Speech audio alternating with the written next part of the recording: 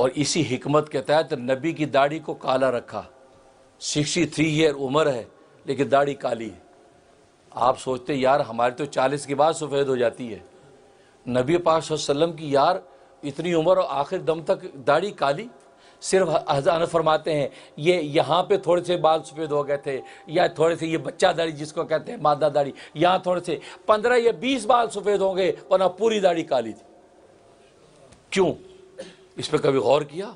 इसलिए काली थी। असल में बात यह थी कि नबी पाक सल्लल्लाहु अलैहि वसल्लम के चेहरे पर अनवार इलाही का और जलाल इलाही की तजल्लियात का इतना नुज़ूल होता था, इतना नुज़ूल होता था। आप हर वक्त हुजूरी के मकाम में इस कदर रहते थे, मलाइके हर वक्त आपके इस कदर मुंडलाते थे कि आपके चेहरे पर इतना जलाल था। अगर आपकी दाढ़ी सफ़ेद हो जाती, जो चंद साहबा आपको देखकर आपके सरापे को देखकर अपनी आंखें ठंडी कर सकते थे, आपकी सफ़ेद दाढ़ी के जलाल की वजह से वो भी ना देख सकते।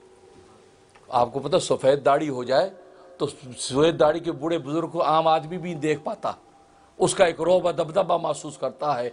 इससे नबी की दाढ़ी काली रखी ताकि काली दाढ़ी वाले हों तो बेतकल्लुफ़ साहबा आके सवाल पूछ लें, बेतकल्लुफ़ आपसे फैज़ ले लें, मुश्किन मक्का बेतकल्लुफ़ आपसे बात कर लें, बद्दू उठ के आके बेतकल्लुफ़ आपसे पूछ ले ए मोहम्मद तेरी दावत क्या है, ए मोहम्मद तो यूँ, ताकि सो काली दाढ़ी वाला तो ऐसे लगता है कि बेतकल्लुफ़ है, हमारी उम्र का है, लिहाजा झट से उससे सवाल कर लें। और जब सवाल करेंगे तो अल्लाह के नबी जब इल्म का ख़जाना खोलेंगे तो उसको हिदायत मिल जाएगी। इसलिए आपकी दाढ़ी काली रखी, सफ़ेद दाढ़ी नहीं, तो इसलिए कि आपको वो ज़ाहिरी जमाल अता किया, तो ज़ाहिरी हुस्न जमाल अता किया, फिर आपके अंदर सीरत का कमाल डाला। और आपकी कैसी सीरत डाली? अव्वलीन आखरीन के सारे उलूम अल्लाह तबारक व तआला ने कि आपकी ज़ात पर ख़त्म कर दिया।